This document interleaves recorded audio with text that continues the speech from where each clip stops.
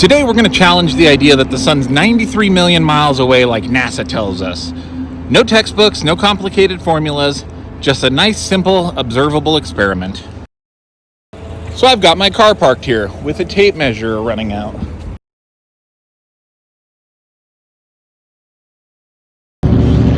To a camera 100 feet away. So I've got the lens set to 55 millimeters. We're going to take a picture of the car at this point.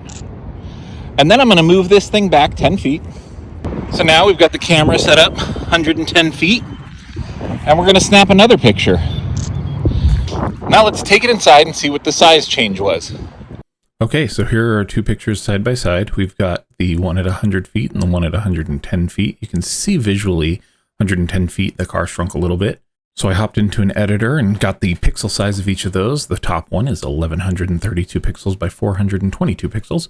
The bottom one, 10,036 pixels by 382 pixels. So the change between the two pictures is 17.15%. So I stepped back by 10%, but the car shrunk by 17.15%. Now let's go outside and test it with the sun. So solar noon for me is at 12:32. We're going to take this picture right now. We got the P950 with the ND 1 million on it. So it is 3:28, about 3 hours later. I've got some clouds coming and going, so I'm going to take a picture now so that I don't miss my chance.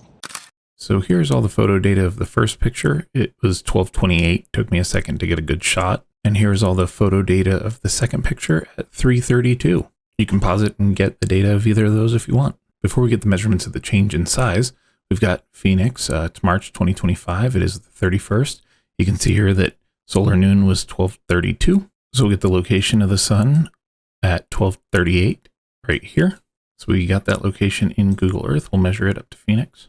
And then I live a few miles from the airport, so I'm just going to choose the same spot at the airport each time and then change it to miles. So 1,990, we're going to round up 4 miles. And now we'll get the subsolar point of the sun at 3:32. So it's way out here in the ocean near Kiribati. And then we'll measure it to the same spot at Sky Harbor Airport in Phoenix. So that gives us 3,510.17 miles away in ground distance. Now let's get to the measurements and debunk this 90-something million mile away sun.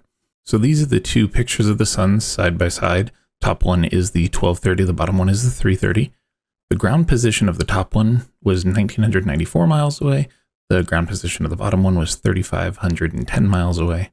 So the distance change was 76% farther with the ground position. Using right triangles, if I put the sun at an elevation of 3,000 miles, it was a 28% increase in distance.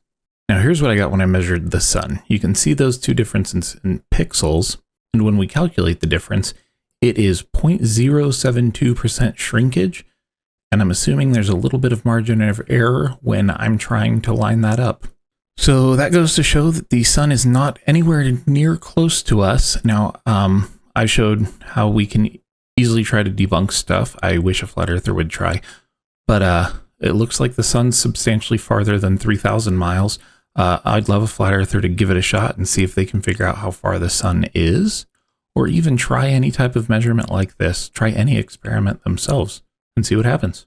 Thank you for coming to my TED Talk on how there is not a local sun, and the best guess that I have is 90 million miles away.